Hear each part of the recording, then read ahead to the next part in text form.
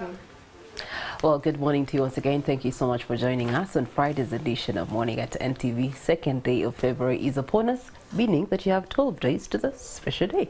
Now, as those 12 days are in line, we do have news that is in line and making headlines.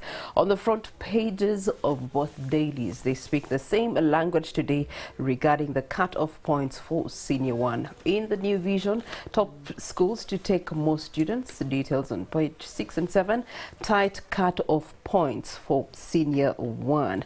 You do have some schools that have been mentioned there: King's College Budo, St. Mary's SS Chitende, Mary Hill High School, Uganda Matters Namgongo, Gayaza High School, St. Mary's College Chisubi, Immaculate Hearts Girls School. You do have Trinity College here in Nabingo, Ndeje SSS, Ntare School, St. Henry's, Makerere College, Nabisunsa, Mengo Senior School. Those have been dropped on the front page, but of course the details are embedded within the New Vision. The Daily Monitor has the same, and I'm privileged to be in the capable hands of one who's a professor in the education field of reporting here at NTV, and that is Joyce Nakato. Good morning to you, Joyce. Morning, Priscilla. Pleased to have you with me on set today. Okay, nice to be here with you too. It's a pleasure. It's a pleasure. What is making headlines for you in the Daily Monitor? I think you're, just like you pointed out, Daily Monitor is also leading with the Senior 1 selection exercise. Senior 1 points needed by the candidates, primary 7 candidates, to join some of the top schools. We know that there's stiff competition. Some schools here mentioned Gayaza High School, which has maintained a cutoff point at aggregate 5. Wow. Ntare School kept at aggregate 6, while St. Mary's College, Rushoroza, is at aggregate 8. And then also in the east, there is the Mali High School at aggregate 12, and Wanyange Girls at aggregate 12 again. Wow. And then also for me, another interesting story in the Daily Monitor is this issue of the foot and mouth disease. Yes. When you have 32 districts under quarantine for a disease, it means that there might be a bit of a crisis in our food sector.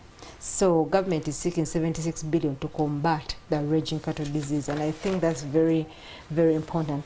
But then also, as you all know, it's graduation week. Oh, it's graduation. University. It's big gowns and hats, graduation week. Gowns and hats, gowns and hats. Like, yes, we get it. Is the last day of the Makere's 71st graduation.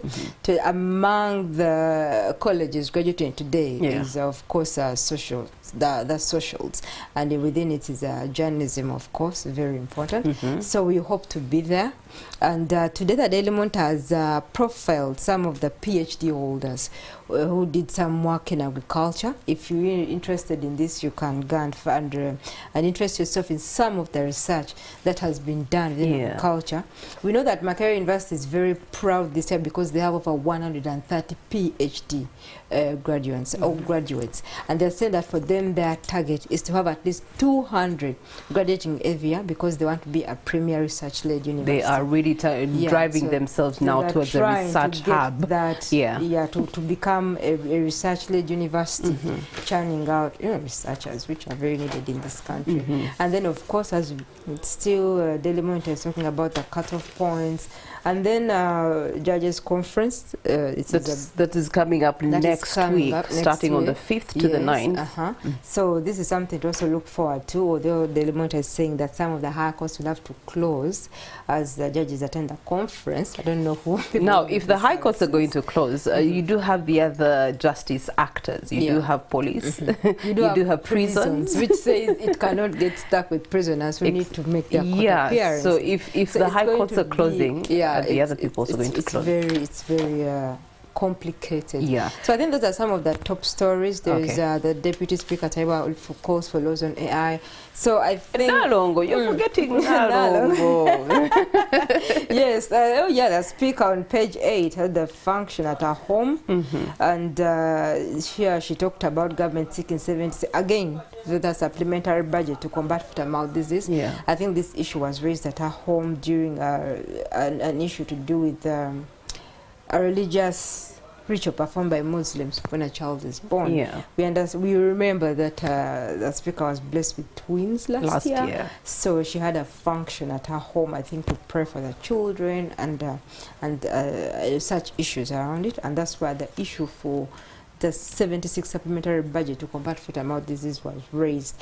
But I remember in Parliament on Tuesday, MPs were more concerned with providing vaccination because this is an issue, or this is a disease that has to be vaccinated.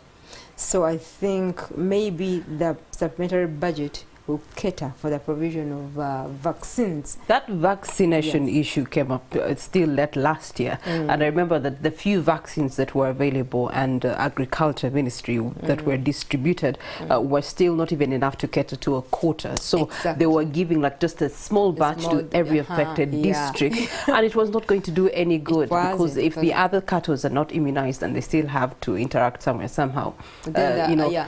I think it's why some MPs, Dan Kimosho, Kazo County, was actually saying that government should compensate the farmers because it was their problem. They failed to manage the outbreak in the first place last year, and that's why we're now having the concentration was on NAM. The supplementary budget that came out in November, December was catering to NAM organization. Now, speaking of NAM organization, the organizing committee has been applauded by His Excellency Yoweri Kaguta Museveni, saluting them for the great work they did in executing it to the highest professional.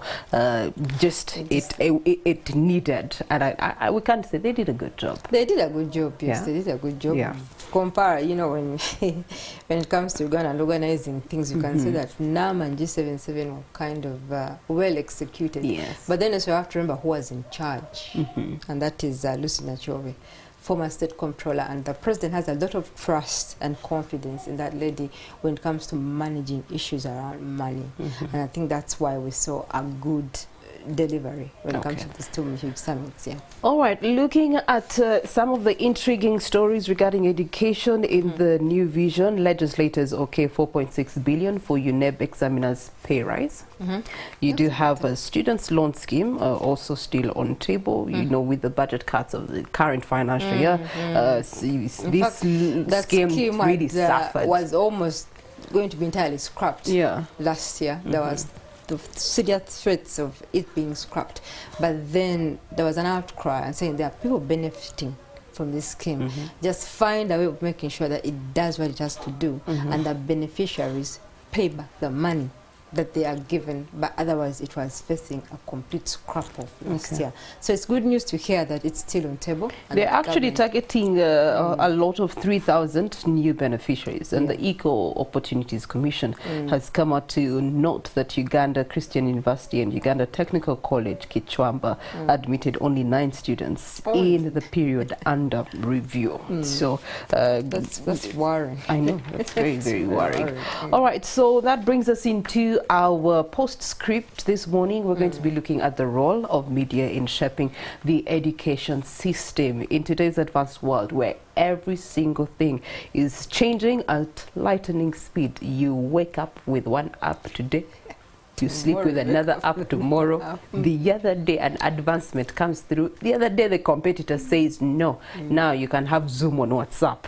You know, that kind of speedy competition. Mass media is definitely playing an important role as education is also advancing day by day. We have been having the traditional education. Now we are just channeling ourselves to competent-based kind of education. And so it definitely isn't confined to the 4 walls of a classroom anymore. You can acquire education from anywhere, anyhow, through any mode. It can be a TV, it can be a radio, it can be a computer, it can be a classroom, whatever the case. But of course now we need to understand what is the fundamental role of education in advancing our country socially and economically. And of course my friend here, Joyce Nakato, is going to give us the gist of it. Now Joyce, of course we start with the guidance of what is on the top pages, the cut-off points for Senior 1. That's another pressure parents have to go through. Children made their choices and results are out, and so parents have to make sure that if their children don't get their choice schools, they have to go and camp at the choice schools at 4 a.m. It's a headache. I was reading, have you seen that experience in your line of work? Yes. I was reading, I think yesterday's paper, where it was mentioned, her teachers were reminded that please don't try to block candidates who gave you first choice in favor of candidates or pupils who are coming in because of influence, backpedaling and backdoor. because selection is just, senior selection is hope to streamline all that. When the teachers meet at UMA and they say, okay, these are the candidates who gave us first choice, we are taking this, we are taking this. Of course, it depends on how the system has allocated them, the students.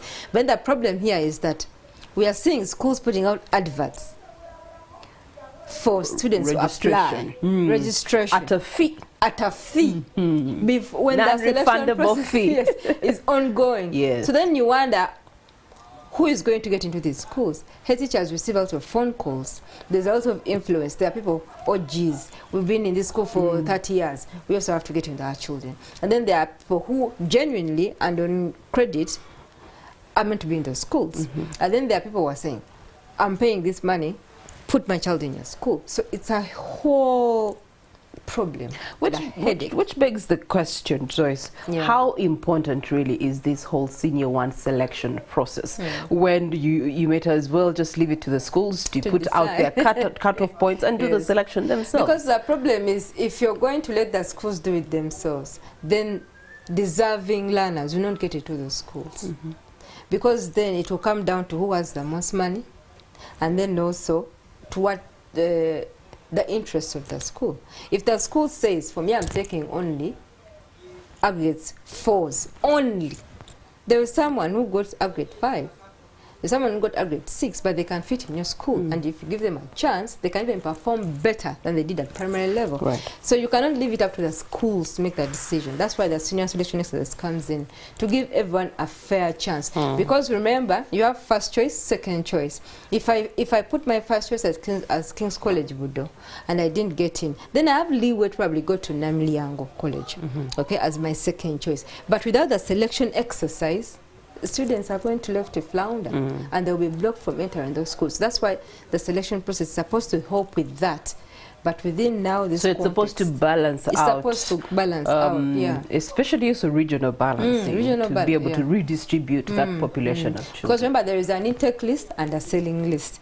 If I cannot get into my first choice, I can be sold to another school. Okay. Yes, but then again, when some students are sold, parents are like, no, me, I want that first choice.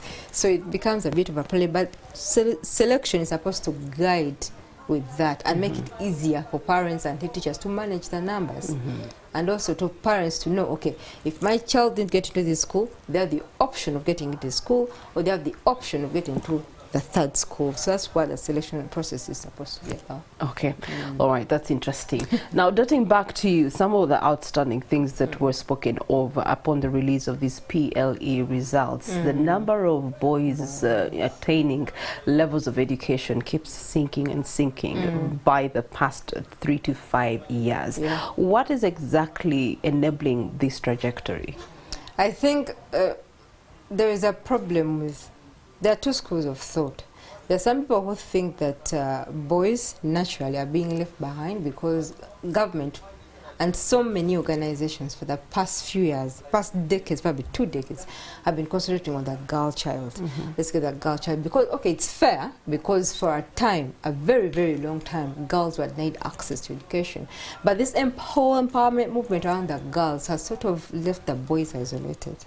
And so you see more girls being pushed into school, and then the boys dropping out of school. So there is that school of Could it be that more girls are being pushed into school, not that the boys are dropping out? Really? The number of the number of boys is still the same, but more girls have come into the education system. Yes, there's also that school of thought. But then also there's also another school of thought that says boys are losing interest in education, especially after COVID-19. We did a story last week where scholars were pointing out that the problem is that boys are now more money-minded. After COVID-19, they're like, now why should I be in school? I am making money, I have made money, I had a business. True. Why should I be in school? True. And COVID-19 introduced a lot of our youth population to child labor, quote unquote. So most of them are like, I've got some kind of education, I can move with that, and I can do other things. So they move out. And the fact that out of emphasis are put on girls are like, you stay in school. If she doesn't stay in school, she'll get pregnant, she'll get married. I think so they forced the girl to stay in school. But the boy, even though he drops out or no one is going to care. But after all, even if he impregnates some girl or not, a girl, he will take care of the girl. So it's a problem that the ministry is now trying to address. Because even at Makerere graduation, we were talking about the graduation recently, the first lady still expressed concern. Why are we seeing more girls graduating than the boys? Why are the boys entering the university, but then they're not graduating? Where are they going within there? Is it that the boys, there are less boys who come into university than the girls, as you pointed out? Or is it the same number, but then they don't graduate? Okay, what would it take to have a fair balance? I think what it would take, I had one of the guests yesterday on the spot pointing out that maybe we need a census, a school census. But I think it should be a massive exercise for government, for Ministry of Education particularly, to carry out a massive exercise and say, let's go out into the schools and determine what exactly is happening to the boy child. Okay. Is it because of a policy? Is it because there are personal reasons forcing the boys to drop out?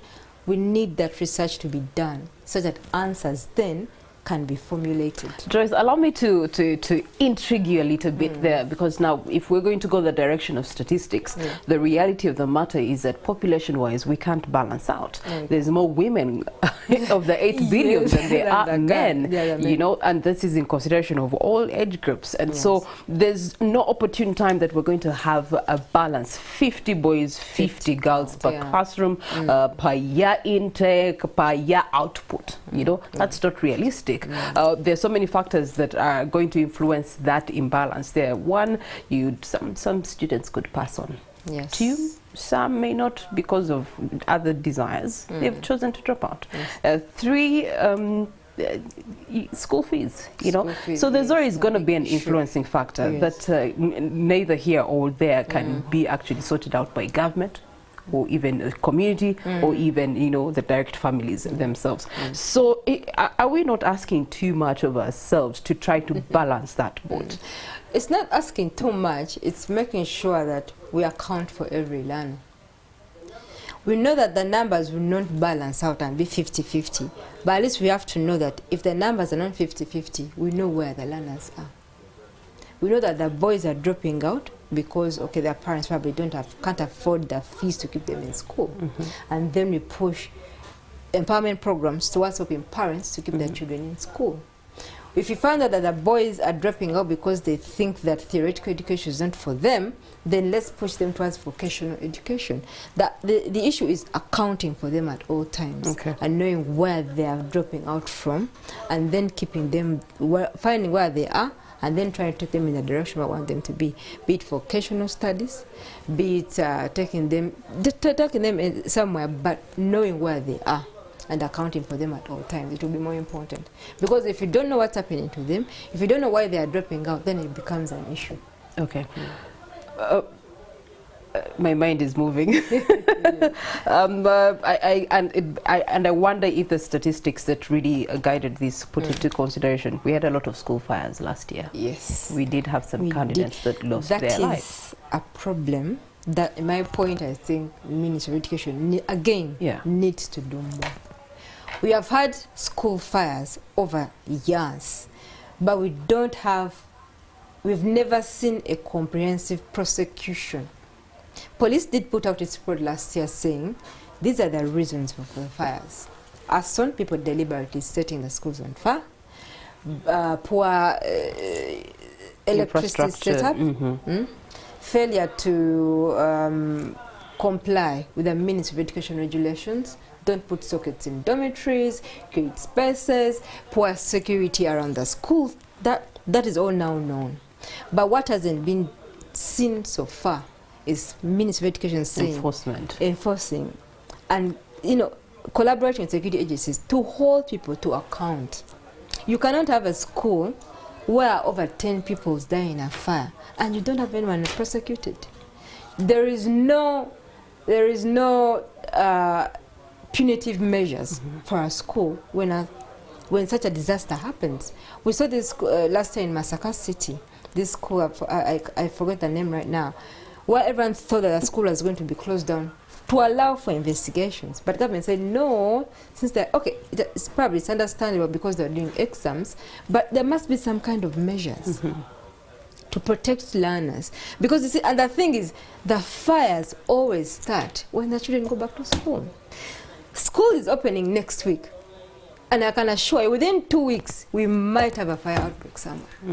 And that's a bit, it seems a bit deliberate. I saw something, I think, within Masaka City that the leaders there were trying to do. And so they did some, you know, inspections of some schools. And they say terms and conditions applying. If this school does not meet the bare minimum required standards of a school reopening for this term, it will not open. And it will not be given permission to open, you know, to open. However, and I'd ask you, Joyce, to actually follow up with some of these schools that were shortlisted to tell us if need to find out they did go ahead and open. Because Monday is when term is opening. Yes, because, you know, the school inspectors will come, they will give their report, they will give their verdict and say, don't open. But then what happens after? What happens when the media is gone? The same school owners will go have a chit-chat with the district education officials, you know, you see, we shall do everything that you want, then they'll open. And then before you know it, school fires, children die. These debates that Joyce and I are having all come down to policies. They come down to priorities of government, allocation of resources, as well as reforms. Now, Joyce, on table, there's been some reforms that are being debated upon regarding the transformation of the education sector. Could you inform us on some of those? I think offhead is the curriculum. We are trying, Ministry of Education is trying to move the country's education to a competence learning education system. And our focus right now is the O-level curriculum and the A-level curriculum, which is still being developed. There had been plans to fast-track the implementation of the A-level curriculum, because remember, the pioneers of the O-level curriculum are sitting the exams this year, senior 4, and they must find a new curriculum, a competence-based curriculum for them. Yes, but unfortunately, due to a limitation of resources, Ministry has decided to first concentrate on the O-level curriculum, because there are some schools 4 years on, 4 or 5 years on, there are some schools that are still struggling with the implementation of the O-level curriculum. And so the Ministry is trying to concentrate some of its efforts to make sure that the O-level curriculum is ingrained within the teachers, is ingrained within the learners. So they are trying to develop both of them. They are saying we are not slowing down the development of the A-level curriculum, but let us first concentrate on the O-level curriculum as we slowly develop the A-level curriculum. So does this mean that senior ones of this year are going to do competence-based? Yes. They are going to find a fully competence-based curriculum. Okay. Yes. Then also the other one probably is the National Teachers Policy. It's a policy that is expected to guide in teacher training, teacher allocation, and teacher salary remuneration. And it was developed, it was passed by Cabinet in 2019, but it is awaiting to be approved in Parliament and turned into a law. Because then it will guide on a lot of issues. What are the issues that it would be guiding on or teacher resolving? Training, at least the most important is teacher training, because it was resolved that in order to improve in the country's education sector, even the quality of the teachers must improve. You can bring all the curricula you want, but if the training of the teachers is still low, then you're not going to do much. It's still 1900. So they're trying to move away from the basic training being certificate and diploma to degree. So under the new teachers policy, the barest minimum of a qualification for a teacher will be a degree. Okay, so in that regard, I know that there's some reports that have been mentioning of PTCs closing, the teacher training colleges closing. What would be the impact of that on the sector if they were to close just abruptly? Closed. As part of the national teachers policy, they decided that some of the primary teachers colleges where teachers were being trained should be repurposed into different education institutions. They want to have a university for teachers specifically, where they go and they train.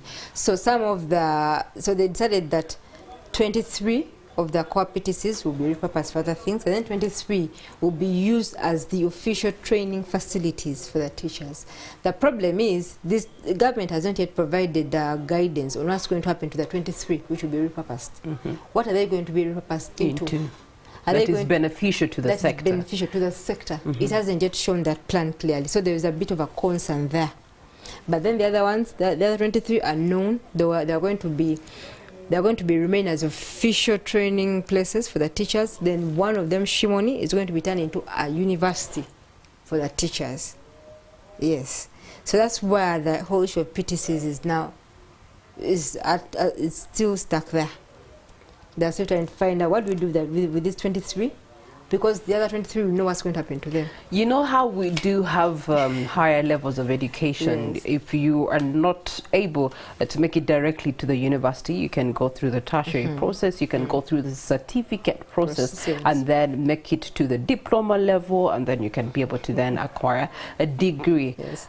Has the government thought about taking that whole transition and transformation of the teachers through this process without necessarily cutting out the other level? I think they've taken it into consideration, but I think is that they want to improve on the quality. Because for a whole time, the issue was you want to improve on quality, but yes, again, now this is where competence-based education should apply to this process of teachers. Not all teachers are going to quickly and fastly adopt to it. First of all, these are adults. You know how adult education is painful. But now, I know that the government, made it loud and clear that now, moving forward, and they've given them a time frame. They gave them a time frame of about 10 years. Yes. And so those 10 years are running already, telling them that after 10 years, every teacher in that profession, in that capacity, should be a degree holder. But competence-based allows children who have different characters and ways of adopting to and receiving education to receive that education. Shouldn't we have that adjustment for the adults? For the adults as well. I think, I don't know, I haven't just thought about that in that direction. But for them, what they're saying that, okay, we are admitting students who want to become teachers at grade 3 diploma, but that one is a bit too low now. Someone feels like, I can finish my senior 4, I don't have prospects, let me go and become a teacher. They're like, no. Want it down to be a full-time career. Someone comes out of school saying, me, I am going to be a teacher. Okay. Let me go to Makerere, get my degree, and then I go to the university. Or somewhere in there. All right. Yeah. But I think, but again, as you mentioned, there are so many paths that people can take. It's still related to that. As the ministry is demanding for degree holders, for teachers, is it going to be in position to reward them with the equivalent wage? Resource envelope. Because we have to also be realistic. The reason as to why they're getting, low pay grade is because, I mean, it's a college. You've attained just something minimal. So it's okay for you to be paid peanuts, for lack of better words. But now, a degree holder, my friend, you're turning it into a serious profession. That means that when you look at the pay grades, you must comply with that. Now, is government also looking into making sure that they prepare for that compliance when the time elapses and they now require that they pay them accordingly? It must be in the pipeline, because anything that is proposed and passed must come with the equivalent of the financial obligation, and government is aware of that. They know that once these teachers get their degrees, they have to be paid consummate to what they are teaching and their qualifications. So they are, of course, they are looking at now how they are going to expand the Ministry of Education budget to cater for that particular aspect. Whether the monies are available or not, time will tell. Okay. What other policies still hold water to suffice in the Ministry of Education? Let's see. The issue of providing entirely free universal education, because last year a question was raised. There are schools that are grant aided by government and schools that receive capitation grant, but then they were charging parents money. So there was concern that the whole issue of universal primary education, universal secondary education was losing weight. So government decided last year that we are going to provide entirely free universal education. A parent only has to take their child to school. For us, we shall provide everything as government.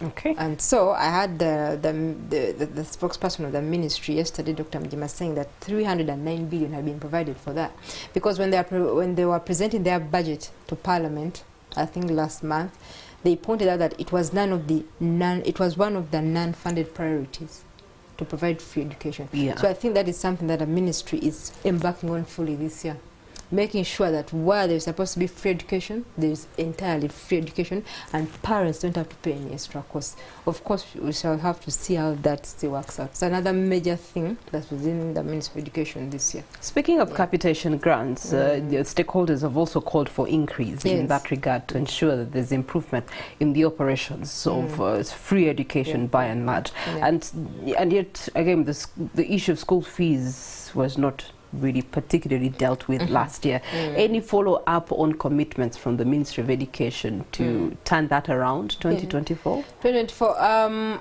again, according to the spokesperson, when it comes to the issue of school fees, they cannot regulate school fees. They cannot put in a cap and say, school ABCD, this is where I stop. Wakiso district. That's right.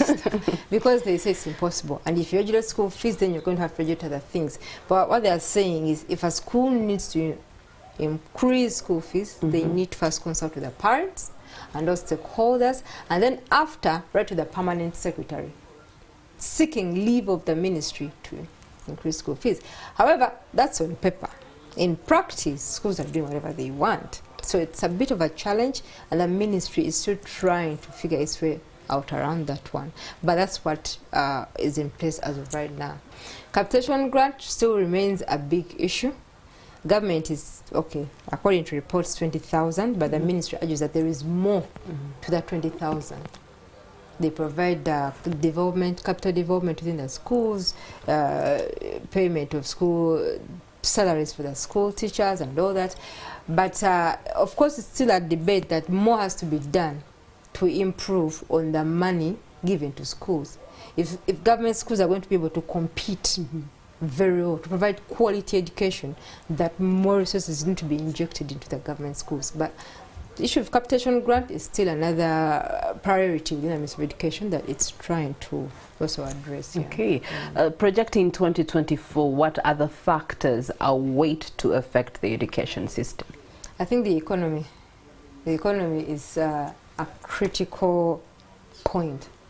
If the economy is doing well, schools can survive, can operate. The economy is doing badly, well, we know we'll feel that pinch. All right, and finally, let's talk about mass media and how it can help to improve the education system as we close. Mass media has helped a bit. As you mentioned in the beginning, education or learning now no longer takes place within the four walls of a classroom and a chalkboard.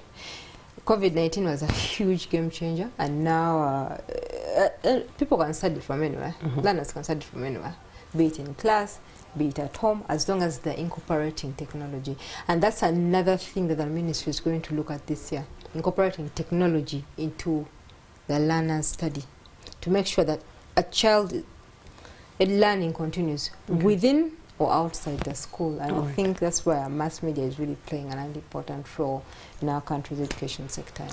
Joyce Nakato, we thank you so much for joining us here in Morning at NTV, and we commend you for the work that you do greatly to the education sector to ensure that the light is not turned off, the issues that are affecting the sector, and solutions therefore are guided by the Ministry of Education and Sports. After this conversation, we're going to be having our Kickstarter focusing on evolution of the theatre industry. How can theatre's past glory be revived? Do stay with us.